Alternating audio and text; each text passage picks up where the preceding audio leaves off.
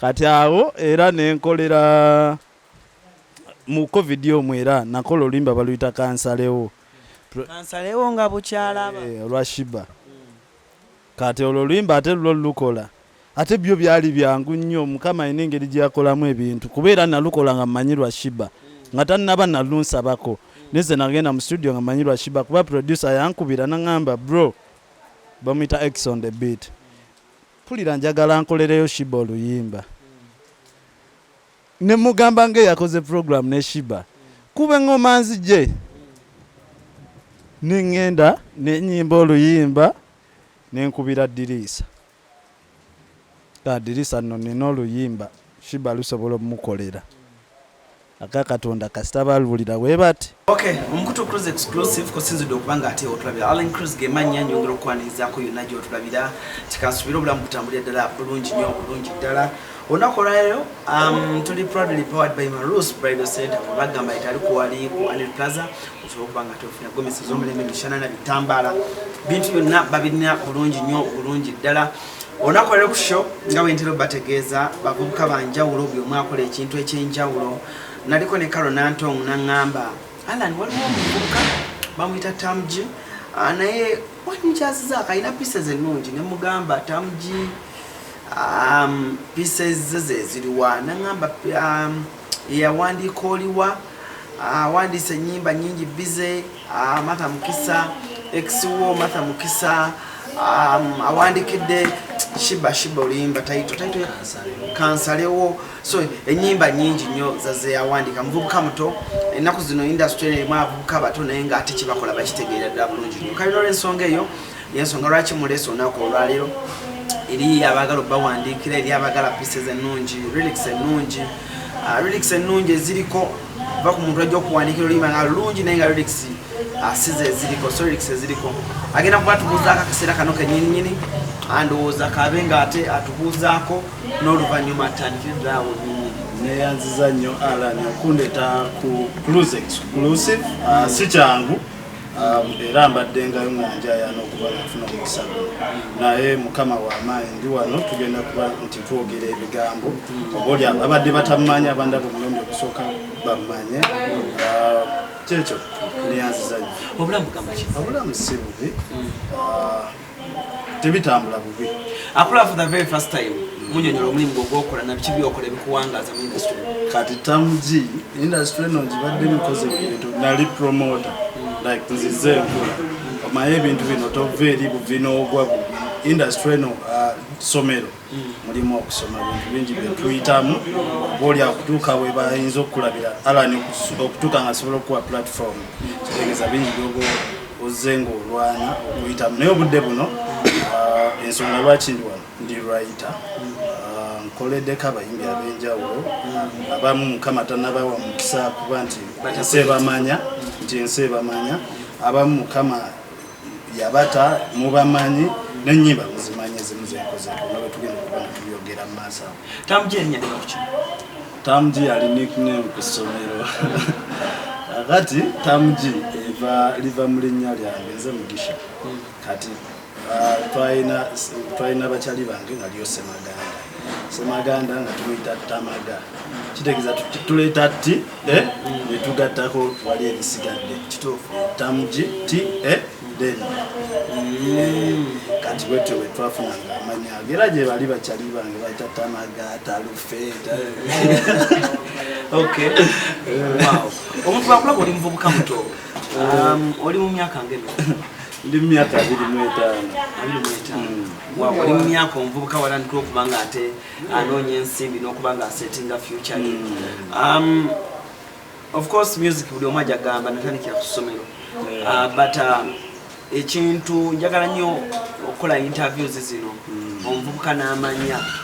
kijja kitya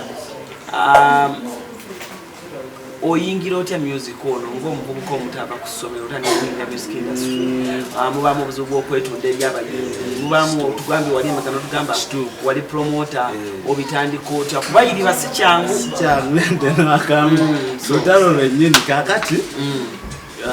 somero nasomera primary nasomera Mityana eyo zebanzala ekyalo bakita Bukoba Mityana district Sekanyonyi sub county. Then nasomera ku somero balitawo provision lili Sekanyonyi. Then nezija ku St. Patrick lili Busunju secondary n'engende Nakaseke balita Kasamondeses. Then when navayo kwe kujja mu town Crane Media Institute ngeriwandege nesoma amawulira kati awo mu kujja Crane Media Institute ndi mu town studios ndi kumbi naye nga nekuvira ddala eri mu secondary twali twakola group ku somero bagita Massive Boys nga tuyimba twekuŋŋaanya twali ngulo batano nga era Nakaseke eyo singa tuli bamu mpulira twakubako yite Nakaseke badde ki twakuŋŋaanya obusente naye ngoma yise ati ng'ogenda n'otoola ku mwanyi nali wa anko otoola ku mwanyi notolakedde magezi nga tategedde nogenda nofuna akasente ngali nayo kati naye nakyali wange Brandon yatolanga bijanjalo nga tukuŋŋaanya akasente atujja ku studio yajawo eri ku Lubagala kweri bagita Esom School of Music wetwajja netukola akayimba kafera bakayita Demuze uyo mukyalo nekakuba nnyo twakakolera ne video okimanyi nti video eraba na video bwogirabako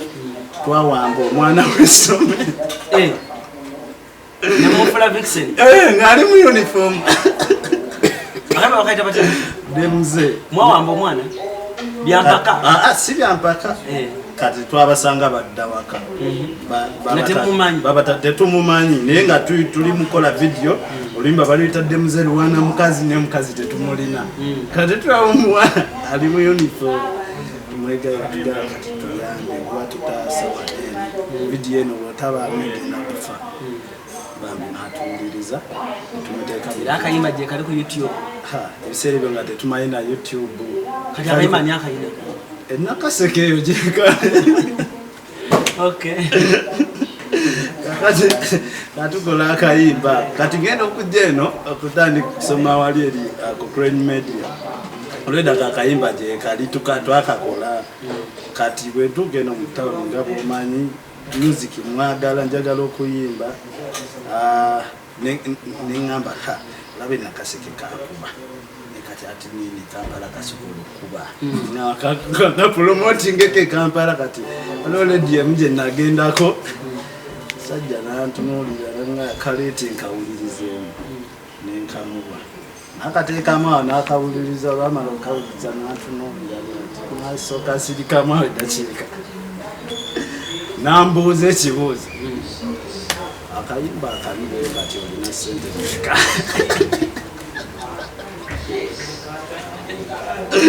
nego soko tindire mukola siya kayimba bakayita batya kale kagenda weka Demuze sikajukira na blues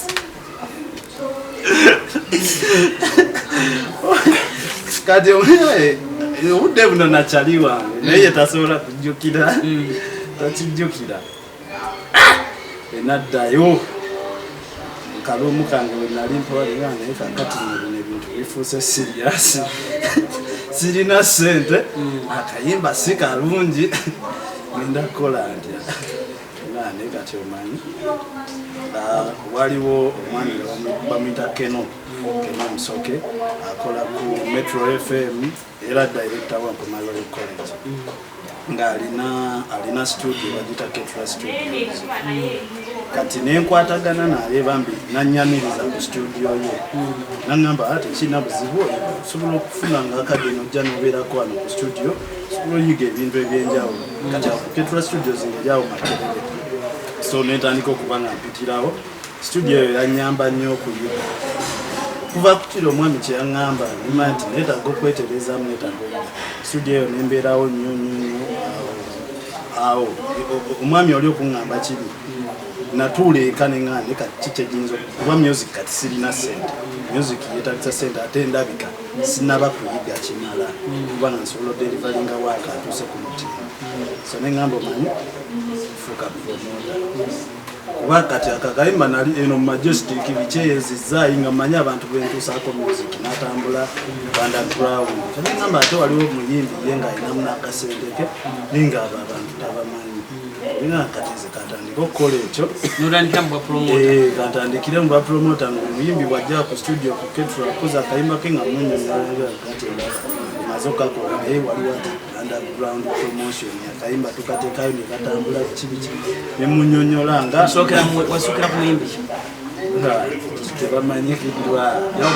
tebamanyikidwa mu promotion wa promoting leo muyimbi walinya banji kati ngenda kugira story webi kati ku CRUZ ngabo bimaye bya studio olunsi tobafuna ofunyeyo nakocha kyakochezaayo nogenda notetenkanya bumtown nobatemerako ne tubeera kati ngankola ekyo waliwo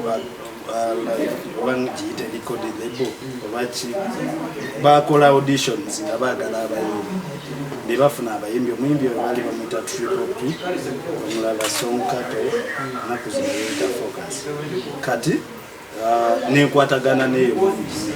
nibangamba kati akageriko badde bine byotambuza music tukwetaaga osobola okubanga nga bakusasula siya kusasula nengero yawula kati akuba kwawula nti bakutuma bakola ka budget nibaga olimba tuluta kati bukedde tibyezo bwezitozi CBS kibiki oyinayo abantu nti mbalina amukola budget nga bakutemera akasente ngo yawula kakako nabo ngokola emirimu gyabo kati ebera gyetwali kati awo wakati mu kutambula awo nsisinkana nga nkole promotion nsisinkana Alexander Oja ali mu America musajja wange mutumidde ali mu America era tulaba kati musisinkana tukola business budo bwe yali akatandika share y'ekiro CBS abali understand yakagitandika kati nfuna ennyimba nkola promotion nfuna abayimbi nimbaga kayimba ko kusoboka zanya ku CBS nibakubuza okola ku CBS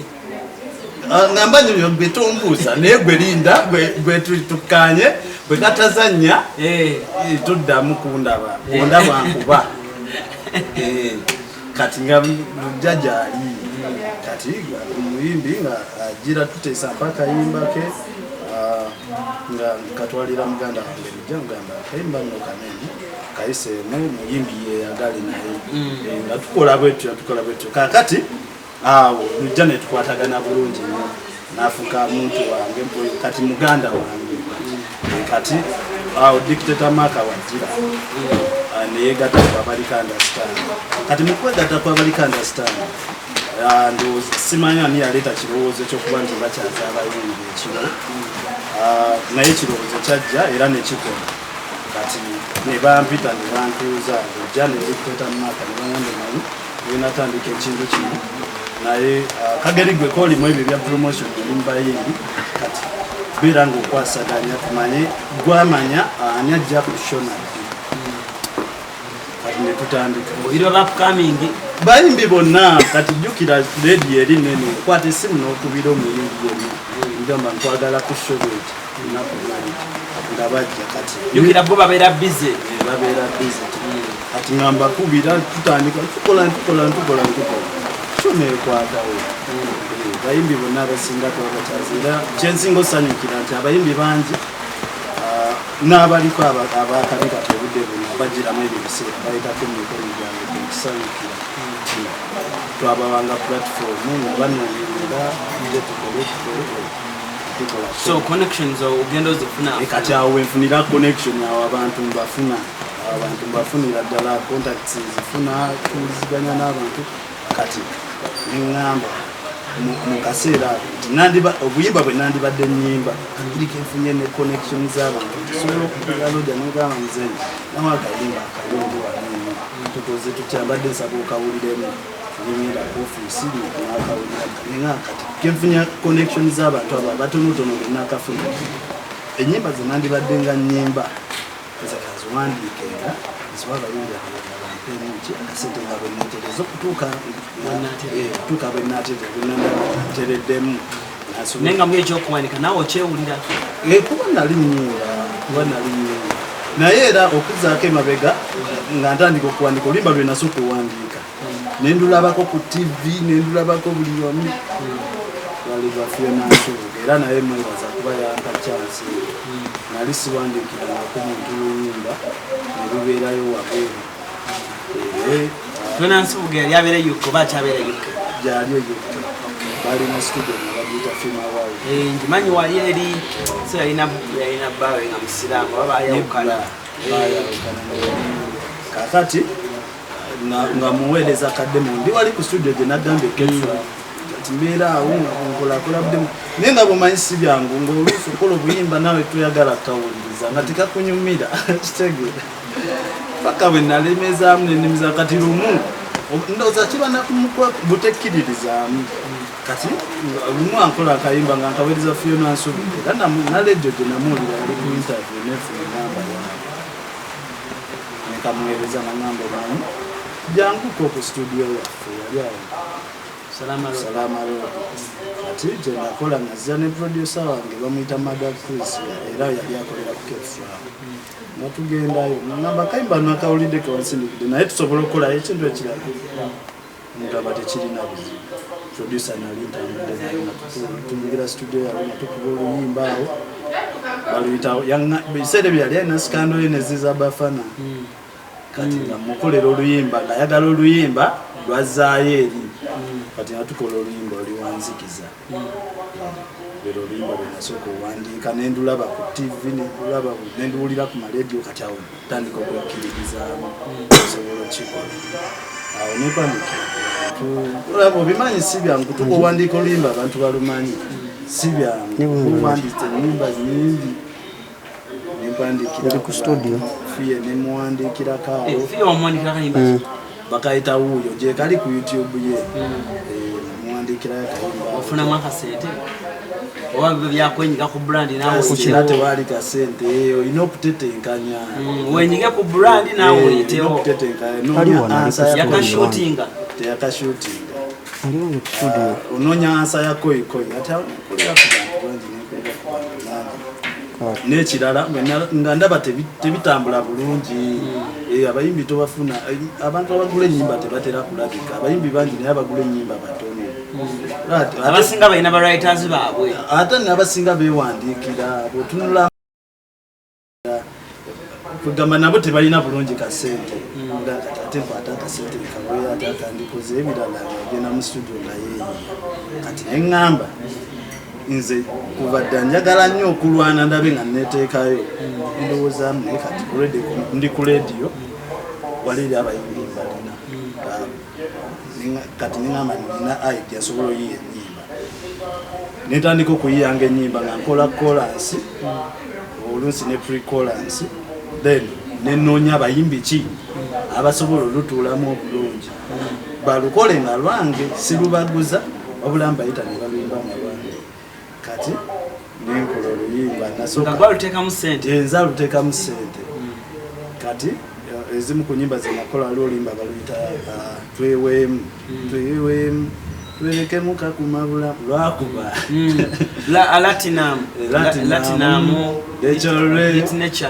kosa na bitinature atolo lulala nomega 256 ati lulimu kosaini lulimu lechorwe lulimu latinum lulimu sumi crazy yali banaye lwatambula nintuka nange nenetya ngandulaba ku ma TV nakola akagerike nali mu bintu bya promotion tina pushingako kyenali nsobola naye mukama naye yalublessinga nolutambula awo abantu beyongera okumanya naddala abayimbi babadde nga bandaba wali eri babitwala nga byamuzanyo bagenda olaba ndi serious awo ewajjira era nenkola ne project yabayitinature gebadde bogerako nomega 256 bagiyitayo bade kati emabegako awo nawandiikako ennyimba Jeff Kiweyo nali mufata nnyo kati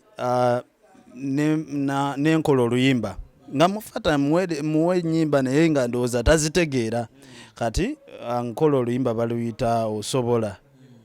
ompisa bulungi you give me motivation osobola Sheebah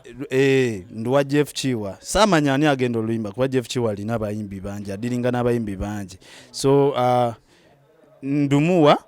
n'angamba ndwagadde oliwa jangu okime ku ssente kuba nali ndumuteredde ku WhatsApp ngakatate kati ngantabuse omusajja ono amaze nakkiriza waaka wange yandagirira awe ng'oyise ku Autospa waliwo ebbaala eri awo wali omuzikiti awo ng'ali awo ngenda nasooka njokya teyandwisa yanjokezaawo nanga kati gwe nkutadde nkugjeemu nga nsirika nga nsigala nga nzirayo nga mpandiika nga muwe ennyimba yangulako awo ennyimba awo ndowooza nga endala nga 4 naye lumu lwe lwakafulumako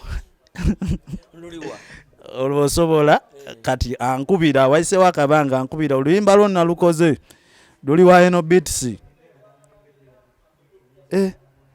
natyamu ninga yalukoze nanga Sheebah yaluyimbye ne Leila Kayondo kwolwo sali nawo mu studio nga balukola yankubira bamaze olukola kati nga ngendayo wa eno beats namusanga alumikisinga nanduwuliramu awo nga awo nekintu kati ekintu kitambula ngasigala ngazirayo mu studio nga nkola balugizaawo balushutinze video ndulaba ku ma TV nduwulira tambula ne mukubo ndusanga nenga kati nno njabba kuba mbalina ngasigala nga nkola nakola ennyimba nnyingi nga bumanyiza upcoming nina abayimbi bange abapya abayirine kuluga banibani awo mbakoledde ennyimba bampagidde bampa ku busente kati nga nzijja nga nsigala mpandika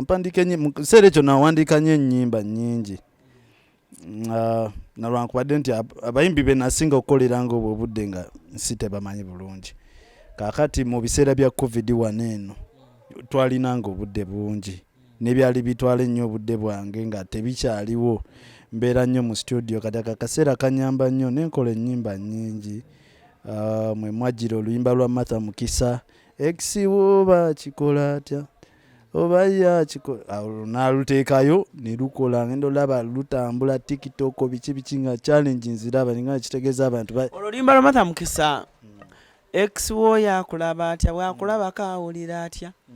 message ki gye wali ogezaako okutuusa eri abantu naddala mwe ba writers abalina pieces zammwe osobola odunnyonnyola kiki wali ogezaako okuputinga across bulungi nnyo kati olwo oluyimba olulaba olwo oluyimba nze omanyi ebiseera ebisinga neeteeka bwe mba ngenda okukola oluyimba neeteeka mu mbeera ndowooza nnyo era bwe weetegereza ennyimba zange zenkoze zirina kye zigamba sikola luyimba nga terulina kye lutegeeza nga luli awo kati ng'olwo oluyimba natula n'endowooza kati omuntu gwe bakyaye ayinza kwegumya atya yekutta atya ayinza naye kuzaayo atya ejjinja n'akubayoko n'alumyamu kati natula n'endowooza ningane kati omuntu gwe bakyaye olina okwekaza tolina kukkiriza kikuli ekyo olina omulaga nti ate naawe gyoli ate kakati wakikubye oli birala nnyo toyagala nakumanya netula nepandika oluyimba olwo wanoonya Martha nza munoonya kati Martha Mukisa oyo manager we bamuyita Hassan oyo guy yali akola video edda zabangako Azimedia kati Hassan oyo nali already nakolako naye mabegako alinga nawandikira Ellen Lukoma akayimba bakayita bwowulira kati Hassan nga manager wa Lukoma ebiseera ebyo kati akyuka yafuuka manager wa Martha Mukisa kati kyali kyangu nnyo nti nkakola ne nkamuwaako nemugamba man soka olira akayimba kaneno kasobola okukolera oyo muyimbi wo ebiseera ebyo Martha Mukisa yali mpya nga talina luyimba abantu tebannaba kale kumutegeera kana naye omuyimbi wo kana akayimba kasobola okukola ki omukolera era kakikola kuba kamukolera bulungi nnyo ku TikTok awo katambula nnyo katambula nnyo ku TikTok kubanga abantu kalimu ebigambo abantu bye balireetinga nabyo so ne katambula nenva ku Martha Mukisa nenkola ennyimba mbanyiza obutajjukira bulungi nti bwe nava ku luno nezira ku luno neva ku luno nezira ku luno kakati mu biseera bya covid ebyo nga bwe nkugambe nakola ennyimba nnyingi. Waliwo oluyimba baluyita oliwa lwa Kalo Nantongo. Ezo zonna naziwandiika mu biseera ebyo ebya covid. Oliwa walukola mu covid? Mu biseera ebyo ebya covid. Kati oluyimba lwa Kalo Nantongo nalwo ndukola neteeka mu mbeera nti nina omwagalwa naye taliiwo. Oba ali Bulaaya ali mirimu gye naye nandi mwetaaza okubaawo. So ndowooza like waluwandika kuva ku mutwe paka ku bigere lonna. Kalo Nantongo omufuna otya? Kati nga bwe nakunyumiza story ndi eri emabega nga ndi ku radio. Abantu abo ngamba alina namba zaabwe nzirina. Judas nina namba ye nali soogera na Kalo naye nga Judas ye tuwogera. Kati era Judas nga mugamba nno nina oluyimba lwe lusobola okukolera ani Kalo oyo. Teyasooka bifaako. N'oluyimba nendumuwa nendowooza n'ataluwa budde n'atabifaako. Kati waba wayisa akabanga nga nkubira ndowooza baatuula ne bamala ne bawuliriza oluyimba olwo ne balanga ate nno lulina omulamwa. Kati ankubira, man luno oluyimba bannaye lwakabi nnyo njagala tulukole. Tekirina buzibu, bw'oba oyagala tulukole tekirina buzibu. Awo nno mwaka kaseera saaluwummuza nga bwemanyi n'oluyimba nga lwakabi okimanyi lwakabi nalwakaawo ku bayimbi abalala naye nga nabo tebeefiirayo. Okimanyi ekyo era wano emabegako Kalo yaŋŋambye, Martha Mukisa yamugambye olwo oluyimba nalumuwaako nze nga sibijjukira nabijjukira. Walutembeeya olina onnoonya akatale buli gw'olina access omutuukako nomugamba oluyimba luno lusobola okukolera ebyenjawulo. Kati naye ndowooza teyabitwala serious. Kati lumala ofuluma lukuba akuba Kalo akaama okimanyi iti yandibadde yange. So kati awo era nenkolera mu covid omwo era nakola oluyimba baluyita Kansalewo nga bukyalaba olwa Sheebah. Kati olwo oluyimba ate lukola ate byo byali byangu nnyo. Mukama alina engeri gye yakolamu ebintu kubeera nalukola nga mmanyi lwa Sheebah nga tannaba nalunsabako. Neze nagenda mu studio nga mmanyi lwa Sheebah kuba producer yankubira naŋŋamba bro bamuyita X on the beat, pulira njagala nkolereyo Sheebah oluyimba. Ne mugamba yakoze program ne Sheebah kuba engoma nzije nengenda nenyimba oluyimba nenkubira Dirisa. Dirisa nno nina oluyimba Sheebah lusobola omukolera aka Katonda kasita balulira we bati wiiki eyaddako ne tululikodinga nga Sheebah waina woli nga tokola nkona Sheebah. Nali sikolangako na Sheebah kolo lwegwa sikyaliwo wange era kuolwo nakeera nnyo ku studio. Ajja Giant ejja baŋŋambye Dirisa yaŋŋamba kakati gwe kyobomanya ssaawa 8 ajja bakutuuseeko ku studio ne mulagirira ziwera 8 simulaba kawa beekyanza ate 10 n'atuuka. Queen n'atuuka. Wawulira otya nga Queen akutuuseeko? Nali musanyufu of course kubanga jjukira nali namukolera oluyimba era awo nesooka nemugamba okimanyi n'akayimba kaako osobola ne Leila nze nakakola. Kijja kitya okuba nga mbadde sikumiitingangako biki nesooka tuwayaamu awo. Weyanjula. Ne tuwayaamu awo bambi muntu mulungi nnyo. Muntu mulungi nnyo. So studio twali twagiteeseteese dda ne tuyingira ne tukola oluyimba. Lwaki ebiseera ebisinga ba-writer mwagala nnyo abayimbi okukola ennyimba zammwe nga wooli awo? Anti kati gwe oba olutegeera nnyo oba olutegeera osinga omuntu omulala yenna nti noti gwe oziwulira olina engeri gy'oba owuliramu oluyimba olwo baluyimba bubi okiwulira mangu nuga omanyi kiyimbe bwoti. Kati omuyimbi nga Sheebah asobola okukkiriza gwe omuwabula? Ate kati Sheebah mu bayimbi bonna Sheebah ate mukyala mugonvu nnyo ate era ayagala okukola ekyakabi kuba era yaŋŋamba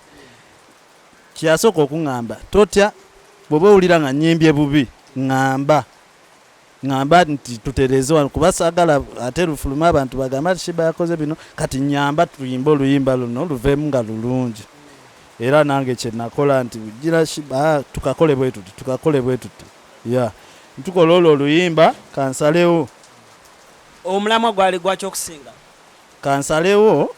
oluyimba olwo abakyala bangi nnyo bali mu bufumbo naye nga banyigirizibwa naye ng'oba oli awo yeekwasa agamba abaana ate abantu banandaba batya ate kati message eyo bali bagyetaaga tekikugasa kufiirwa bulamu bwo olw'okuba abantu banayogera batya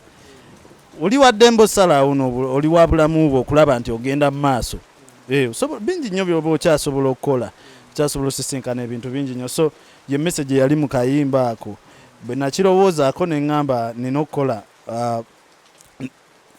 bwe nakirowoozaako mu mbeera eyo ne ŋŋamba kankole peace Sheebah kamukolera oluyimba kuba lulo nagenda mu studio nga manyi ngenda ndukolera Sheebah producer yampise beat yagikubye era nasanga yagiwandiseeko Sheebah kalungi nenjikuba lero oluyimba Kansalewo so mu dakika 5 ze tusigazo ba dakika nga 6 mpozi nakugambyeko ku luyimba lwa Martha Mukisa bize kati n'olwo nalwo luliko peni yange basooka ne balukola ewa Brian Beats ndowooza manager oli Asani nga benagambe nali nakolako naye tuze tukola mu bakoledde X atambudde anesize kati nga balukola ewa Brian Beats ne right omulala yali Liam ndowooza nga tekibamalira nga bawulira tekivudde mu bulungi so nga ncontactinga nga tukwatagana nga tugende wa Brian nalwo nga tukola netulumaliriza bulungi nnyo lwero bize era nalwo lwakola bulungi nnyo ekirooto kiri ki mu kuwandiika oba mu music industry ekirooto kyange munayinza nnyumirwa nnyo okulaba nga nkyusa obulamu bw'abantu kinsanyusa nnyo nze nno n'ebyensinga otunuulira ziyinza obutaba nnyo ssente nti oba omuyimbi ampadde ssente mmeka ne bwe kaba katono naye nga ndaba kyakoze kitambudde kikyusizza obulamu bwe akifunamu kubanga nze bwe nkola oluyimba bantu bangi abalufunako bwe mba siwandise luyimba nga bize owa video director tagenda kukola ssente producer tagenda kukola ssente ebyo byonna mbitunuulira nti bwe mba nkoze mba nina abalala blessings mu bayimbi bano bonna bozoowandiikira waliwo omuyimbi yali akubiddeko nga hiti ekubye nadamu nakubira nagamba nti muganda wange weebale nnyo okwebaza kw'abayimbi nno kulwawo naye engeri gyayinza okwebazaamu kwe kugamba njagalayo oluyimba olulala kuba bo kye bakubira essimu agamba man luno oluyimba lukoze nnyo kati mwana noonyayo oluyimba olulala tukole nkolerayo oluyimba olulala Sheebah waliozemu muwandiika ninayo oluyimba naye nawe oluyimba lutanabafuluma naye kakati ne kalo tulina oluyimba maaso awo zigenda bazifuluma bangi benkozeeko naba Diana tunakolako naye Diana twakola tulina oluyimba ate abasajja towandikidde ku basajja abasajja mbadde sinaba nnyo nze nsinga nnyo mpozi ng'oli azze ne idea omusajja nga nkubidde essimu n'agamba ayagala oluyimba era nzikola bampere ku namba yo kati enamba yange ng'onnoonya eri noti 7 noti 5 7 2 27 56 noti 7 noti 5 7 2 27 bontextinga oba nonkubira tuba tuwogera ne tukola business nenkuwa oluyimba olwakabi emikuto gya social media kwoli yonna gye ndi ku Instagram @tamgi official tamgi TAMUGI tamgi official ku Facebook Twitter byonna gyendi @tamgi official omukutu CRUZ exclusive bavubuka bato bakola ebintu by'amaanyi ate nga bakolera ddala bateekamu amaanyi mangi nnyo creativity abeera mungi nnyo n'ebiseera ebisinga babeera mabegeeyo tembamanya nti bwe babikola mu maaso awo ngenda kuba nkukyaliza ba producers ab'enjawulo bavubuka bato abamu owulira bawulire Brian Beats owulira muwulire aba atini abamu owulira bawulire abamu banesimu muwulira bawulire abamu baana gye bali babomba on my beat abamu owulira bawulire nenja bamba baleetera so that n'okufera oluusi kubaamu osanga omwana n'agamba nze bomba ate nga si ye bomba bambi ate nga nammwe oluusi tembamanyi so kyova olaba oluusi tugezaako kulaba nga tubabaleetera oli bwagamba tamugi n'abamu abeera eyo n'abagamba kati akakayimba ka kalo nze nakawandiika naawe nze tamugi n'atagamba nze tamugi agamba ku nze nakawandiika ebiseera ebisinga tufuna obuzibu nti n'abayimbi bano ebiseera ebimu tebatuyamba kumanyisa abantu abo nti tamugi ye yakoze oluyimba nti tamugi ye yakoze oluyimba kati buli muntu yenna wa ddembe olwetuuma n'agamba nze nalukoze naye nga si ye yalukoze era kati nkwebaza lwa kino nti otuleeta abantu ne bamanya tamugi ye yakola kino ye yakola nekiri yakoze nekino n'amanya omuntu omutuufu CRUZ exclusive njagala okuba nga tesagala kusukako wano divorce webale nnyo abadde obulungi nnyo okuba nga ate ebitangaaza abinyoolanyoola ne tusobola okuba nga ate tukutusako ekifaananyi ekirungi kyolabye olunaku lwaleero ne sente ey'omulembe atusinzira no ku Fab Studios bano bagamba nti bakuba ebifaananyi bya mulembe nnyo ku mbaga y'omukolo oyagala bifaananyi bya mulembe ebya kwanjula wedding just photoshoot za birthdays biki byonna Fab Studios babikola basanga bano makindye gwe kwata essimu eri wansi awo onkubireko nja kuba nkulagira we bali bavubuka bato ate bakulira ddala bulungi nnyo bakubira divorce ajja kuba ate akole tuzza ddala bulungi nnyo ku studio njagala okuba nga ate nkusibira no naku lwaleero muse bulungi mweraba